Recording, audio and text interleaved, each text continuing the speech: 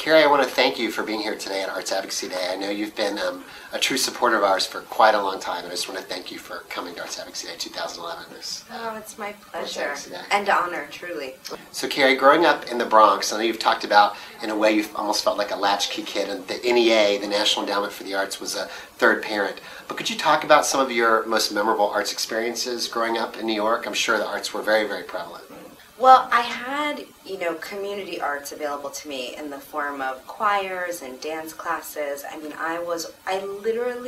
my time was filled with NEA-funded programming, whether it was a ballet class or a flamenco class or a creative writing class or a children's theater company. All of those things really filled out my week and made the child of two working parents never feel uninterested or disinterested in the world. I mean, I was I was allowed to have a creative outlet and allowed to have a productive way to channel all of my energy and creativity that kept me off the street corners in the Bronx and kept me out of trouble. And from what you said, it sounds like your parents were very, very supportive of your interest in the arts growing up. Were there any particular ways they went above and beyond in supporting your interest in the arts? Yeah, they did. I mean, when they weren't working, one of the other ways that I really benefited was theater and museums in New York, all of which also receive federal funding. Living in a city where the Metropolitan Museum of Art exists and the Natural History Museum and Broadway. I used to stand online for TDF tickets with my mom, and so all of those programs allowed me to have access into all these other worlds. That's what the arts does. It takes a kid from the Bronx and it gives her a window into Elizabethan England, and Victorian times, or the Renaissance in France, or to look at the culture I was growing up in, the hip hop culture, through the lens of art history. To just it reframed my world and changed my idea of what I thought was possible by giving me new eyes to look at things through. And Kerry, as you grew up in the arts and experiencing all the different art forms that you experienced, was there a moment, just a particular moment, that was kind of an aha, that you knew, okay, this is what I'm going to do, I know I'm going to be an artist?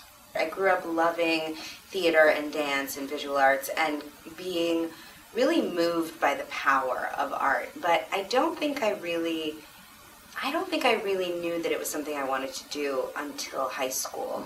When I was in high school, I was playing Ophelia in Hamlet while we were studying Hamlet in English class. And so I had the opportunity to approach this literature as an artist and as an intellectual. And being given that opportunity to kind of bring all of myself to the table and not feel like I had to choose between being a creative person or being a thinking person really turned on a light bulb for me, because I realized that this was an area in my life that I could bring all of my brain and body and spirit to the table to create the best work possible.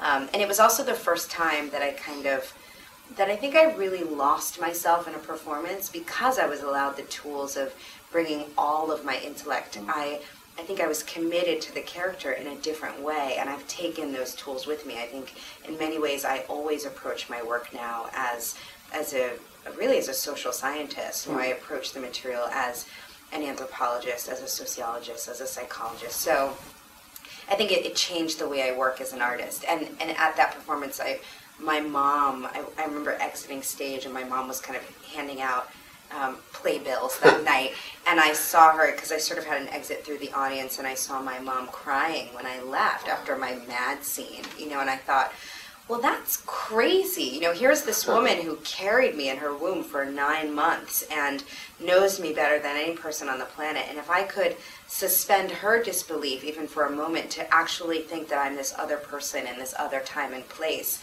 this is a pretty incredible art form.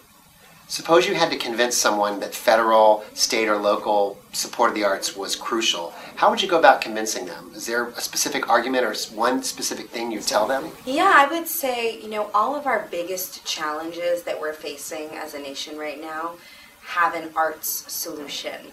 And that might sound unrealistic unless you really look at the facts. You know, if you really look at the facts, the areas that we are struggling the most, or the areas that are most important on the Hill right now in our communities, are issues of economics, issues of cultural diplomacy, how we're understood, our relationships all over the world, and education.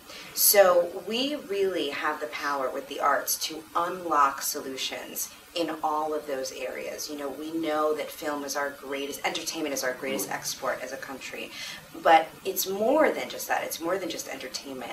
Arts and cultural exchange has always been the way that we literally put ourselves in other people's shoes, give ourselves the chance to see things from another person's perspective, and we close the gap. We embrace each other's humanity when we do that through arts. So the sharing of film and music and dance allows us to open up our hearts to each other and sit down at the table with more compassion and understanding.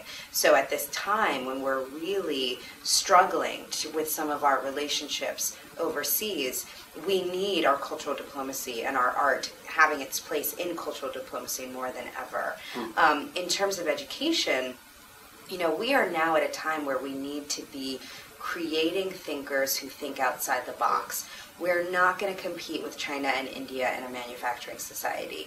The way that we are going to continue to stay competitive and remain a world power is if we create students who are thinking outside the box. And that doesn't mean creating students who just know how to check the right box on a test and reiterate information that we give them. Those are not going to be innovative, creative thinkers.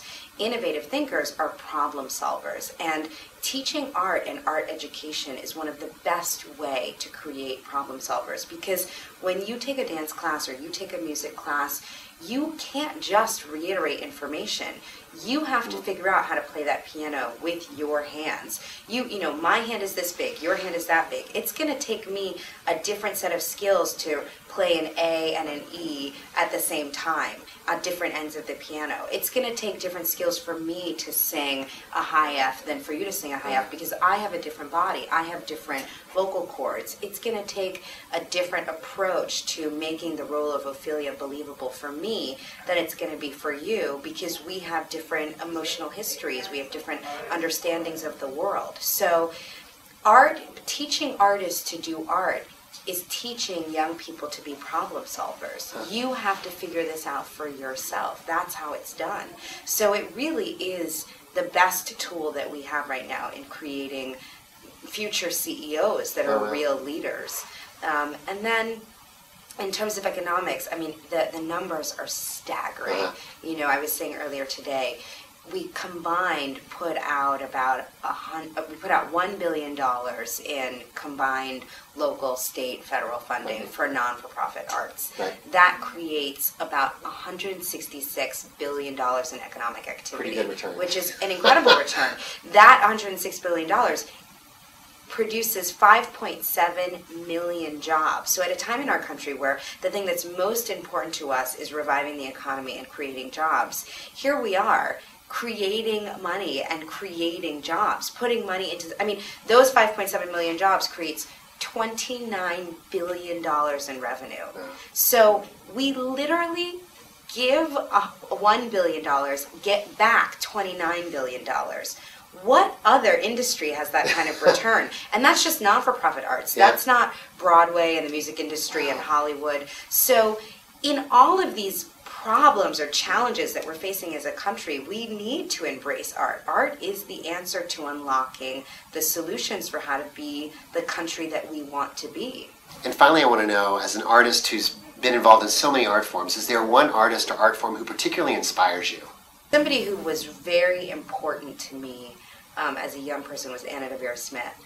I saw her Twilight, I saw on Broadway when I was in high school, and she affirmed to me this idea that you could be a thinking artist and that your art could have social importance, that you could use art to expand people's minds and hearts and help us be the society that we want to be. So she, to me, is a great example of an artist and an intellectual, and she's somebody who's been very important to me in my work.